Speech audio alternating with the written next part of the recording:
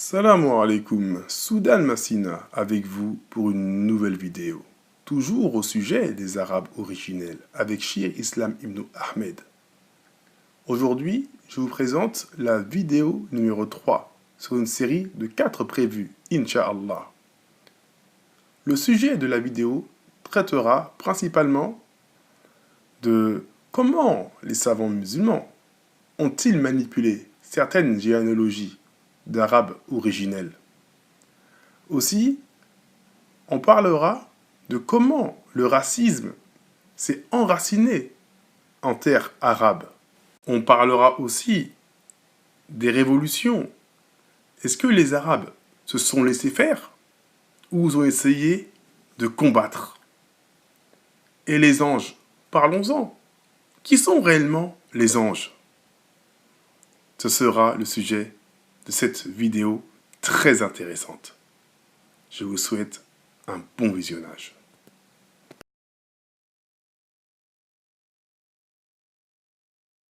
Lorsqu'on a dit que Omar ibn Khattab était noir et les textes sont tellement notoires au sujet de la noirceur de Omar, on a vu comment les savants musulmans, toujours dans la même précipitation, quand même, on ne va pas laisser toucher à Omar. Et qui est Omar? Omar, le grand compagnon. Donc, dire que Omar était noir était un peu problématique. Ça pouvait sous-entendre qu'il n'était pas arabe.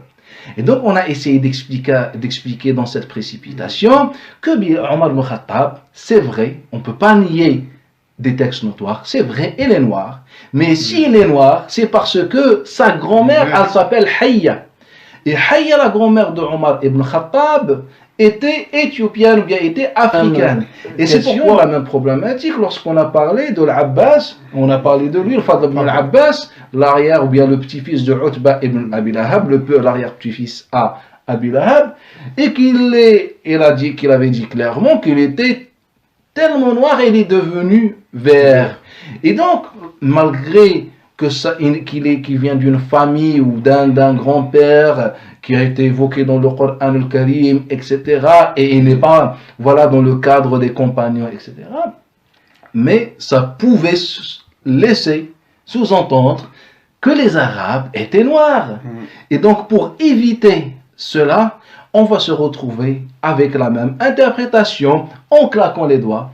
On va inventer un nouveau personnage qui est la mère ou la tante ou la grand-mère cette fois-ci de Al-Fadl ibn Abbas qui était africain, et c'est pourquoi Al-Fadl ibn Abbas était en vérité un noir. Donc à chaque fois on parle d'un noir, l'histoire se répète. L'histoire se répète. À chaque fois on parle d'un noir, on va dire qu'il n'était pas réellement arabe. Parce qu'ils nous ont décrit à la fois le racisme racial par rapport à la couleur.